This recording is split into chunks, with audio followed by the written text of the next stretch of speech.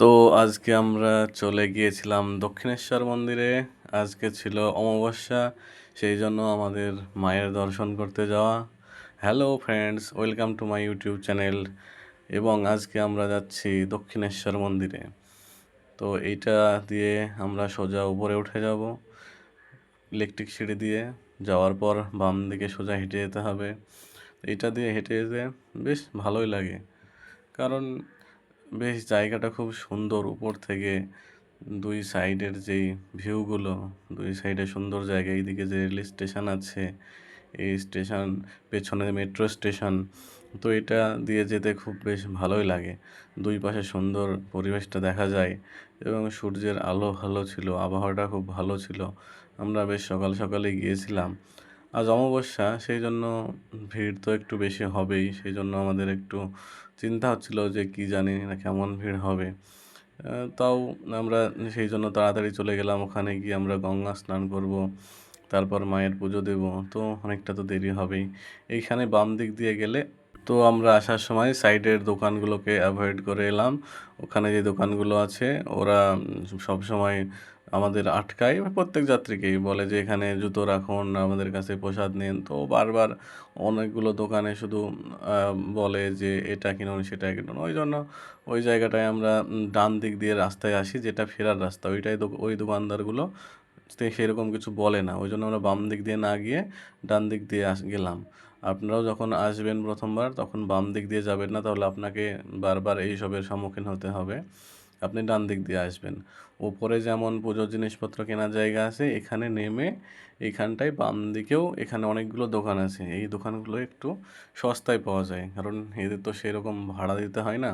কিন্তু উপরের যে দোকানগুলো আছে ওদের কিন্তু ভাড়া দিতে হয়। ওই জন্য ওরা জিনিসপত্রের দাম একটু বেশি ধরে। এখানে বাম দিক দিয়ে গেলে এখানে অনেকগুলো দোকান আছে, সেখানে কম দামে পাওয়া যায়। তো আজ তো দেখছি বেশ ভালোই ভিড় আছে। ঢোকার সময় বুঝতে পারছি যে ভিড় তো আছেই। তো মায়ের কাছে তো এমনিতেই ভিড় হয় অনেক বেশি, তারপরে আবার অমাবস্যা। তো অমাবস্যায় সবাই আরও বেশি আসে পুজো দেওয়ার জন্যে।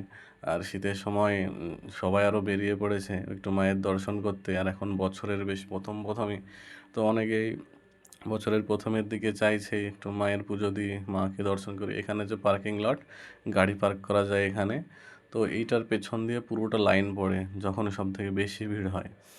তো আজকে দেখি মন্দিরের দিকে যাই, কতটা ভিড় হয়েছে দেখা যাক। গঙ্গা স্নান করবো আমরা, তারপরে এখানে এসে পুজো দেব। তো মন্দিরের তো ভিতরে তো ফোন নিয়ে যাওয়া যায় না। তো এই জন্য ফোন, জুতো, ব্যাগ সব বাইরে এখানে রাখতে হয়। ফোন রাখা মনে হয় 2 টাকা, জুতো রাখা 2 টাকা, এইরকমভাবে রাখতে হয়। এখানে অনেকে বসে আছে, এদের পরিবারের লোকেরা ভেতরে গিয়েছে মায়ের দর্শনে, আর এদের জিনিসপত্র দেখার জন্য দিয়েছে। তাহলে টাকাটা লাগবে না, সেটাই। এটা হচ্ছে মায়ের মন্দির। এইটায় বাম দিক দিয়ে এখানে কাউন্টার, এখানে জিনিসপত্র সব রাখতে হয় টাকা দিয়ে।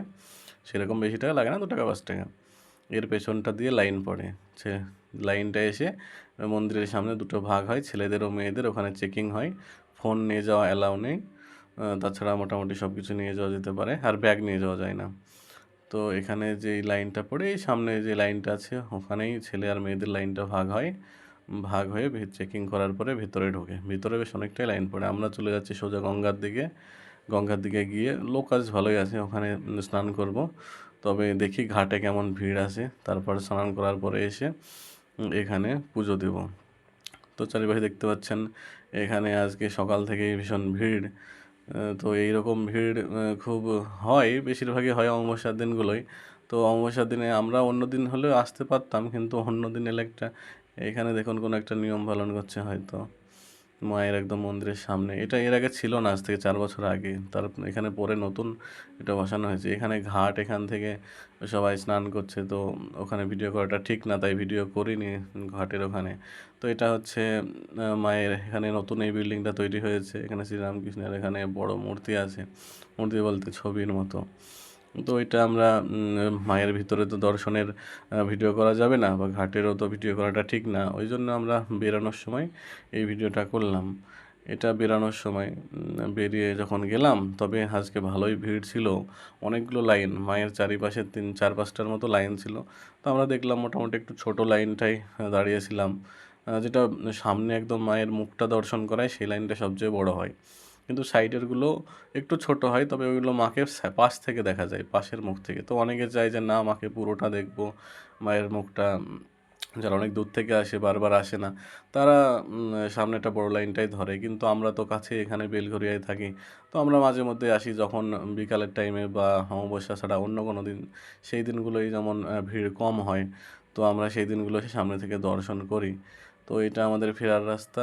এই যে এখানে আমরা আবার এবার বাম দিক দিয়েই যাবো, এবার কিছু বলবে না, কারণ আসার সময় ডান দিক দিয়ে আসার বদলে বাম দিক দিয়ে এসেছিলাম। এটা আসলে ফেরার পথে। এখানে মনে হয় কিছু খাওয়াচ্ছে, কোনো প্রসাদ দিচ্ছে, কারো হয়তো মানত ছিল। এই দোকানগুলো এখানে কেনাকাটা চলছে।